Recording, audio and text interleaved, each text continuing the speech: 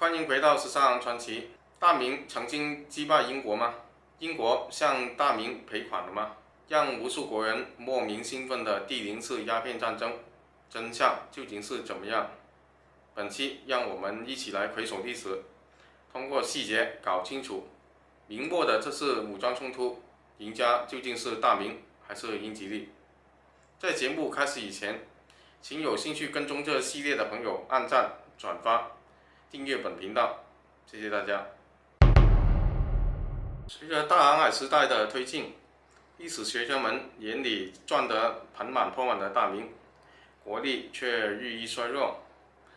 这里面既有小冰河时期的气候问题、大明制度的缺陷问题，更有女真人崛起的外因问题。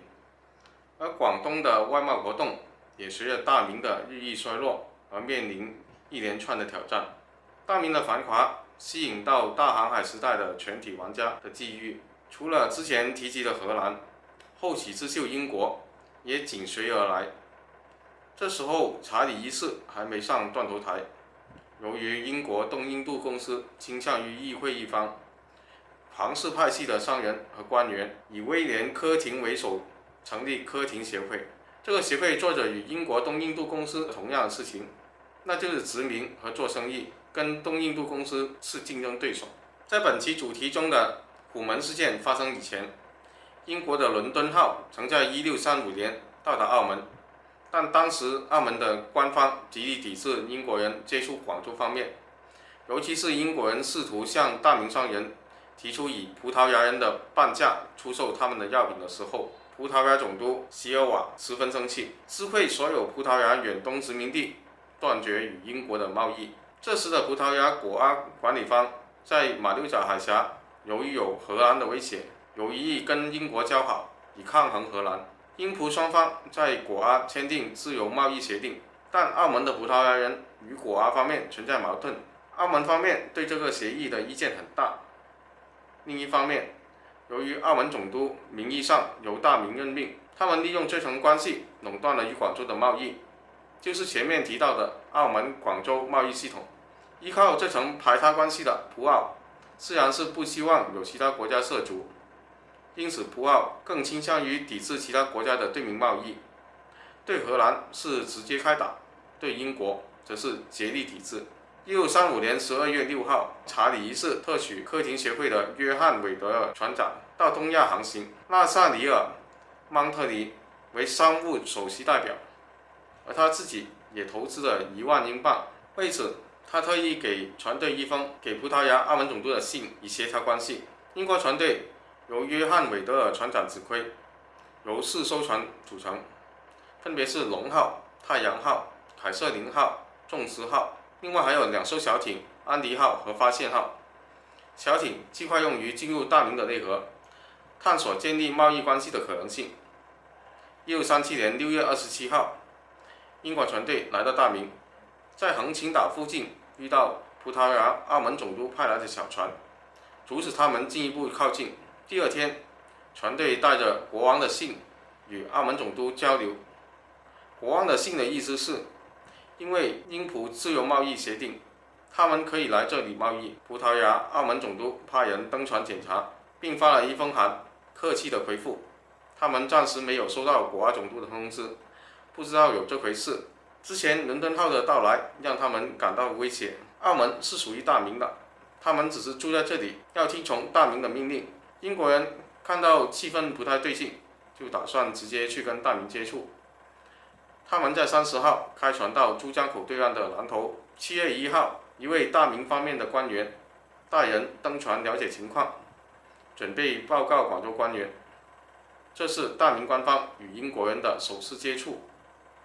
他们在当地等了1个多月，大明方面完全没有回音。到了8月12号，英国船打算自己试试航道的深浅，派了一只小船靠近岸边测量水深。阿联酋岛的炮台以为对方有敌意，就开始向英国船开火。这帮英国人看见对方开炮，也选择了开炮还击。奇怪的是，可能是发现自己无法击中英国船，大明的官兵竟然丢下炮台就跑路了。这样登陆的英国人占领了炮台，他们清点战利品，共获得40门完整的小炮。都说鸦片战争清军战力拉垮，不曾想明军的战力比清军更拉垮。8月15号，广州方面的总兵陈谦让西湖关派通事李业荣接触英国人，警告对方赶紧离开，不然我们就打沉你们的船。然而李业荣在正式完成以后，却带着英商芒特尼兄弟和托马斯·鲁滨逊等人到达广州。他为何违反命令，私自带人进入内陆呢？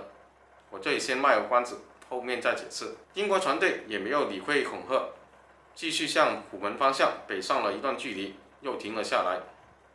澳门方面则是写了一封抗议信，派人送到船队，内容是抗议英国人到广州贸易，损害了澳门的利益。9月10号凌晨3点，5艘着火的小船冲向英国船队，幸好那天风向不对，英国船避开了火船，毫发无损。第二天，在广州的英国人收到消息，带他们来到广州的李业荣趁机煽风点火，说是澳门的葡萄牙人干的。船队方得知后，一方面向广州申诉，另一方面袭击虎门附近的村落报复。奇怪的是，李业荣居然又调转枪头，向缉私部门举报英国人走私。这时不仅我们看不懂，就连处理此案的广东巡抚葛增奇也看不懂。他转念一想，这个李业荣肯定有问题，于是他下令逮捕李业荣，并自卫澳门方面协助调查。这样，广东总兵陈谦、香山参将杨元通知李业荣的走私贿赂案就浮出水面了。到这里，我们将上面的信息总结一下，可以得出这样的一个大致思路：陈谦、杨元本来就跟澳门总督方面勾结做走私活动，李业荣是白手套。本来广东方面不想理会这帮英国人，英国人掠夺炮台后，陈谦的职责是将大炮收回，他不想把事情闹大，就私下让李业荣跟英国人沟通，忽悠他们跟在广州的葡萄牙商人完成交易。葡萄牙商人压低收购价，英国方面不同意，因此双方没有谈拢。陈谦看到这帮洋人不上当，就私自调了几艘船，想用火攻教训英国，没成想又失败了。于是他们又以葡萄牙人的名义调解，讹诈英国船队缴纳2800两白银。计划这笔钱最终由陈谦、杨元、李业荣和澳门的高层瓜分。葛增奇明知澳门方面在这件事情上是共犯，但因为广东需要继续利用澳门，继续抵御不明来历的外国人，于是他选择只处理自己人，对澳门方面仅是做一个简单的警告。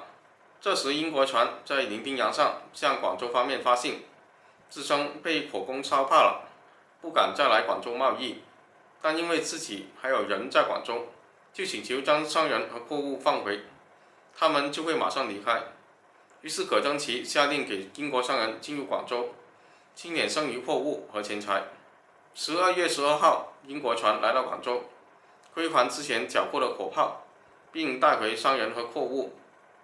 12月27号，他们全部登船。1月10号，他们离开大明。韦德尔回国后，向国王汇报事情的经过，并建议国王应该夺取海南岛作为殖民地。不过自此以后，因为时局动荡，直到大明政权灭亡，双方不再有冲突记录。英国方面，克伦威尔上台以后，将亲王室的科林协会强行合并到东印度公司。实际上，这次冲突根本算不上战争。大航海时代，不管是郑芝龙还是英国人，双头武装重武器是十分正常的事情。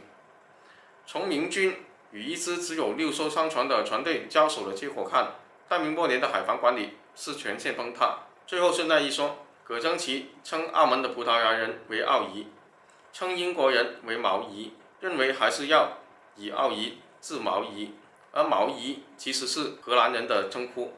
英国人似乎自始至终都没有机会解释自己是英国人，广州方面也不关心他们是不是英国人，所以最终大明以及之后接手他们的大清都以为这帮老外是荷兰人的船队。直到鸦片战争，道光帝还是会问英国在哪里。所以这场战争的最终赢家，我个人认为就是荷兰。本期就先到这里，我们下期见。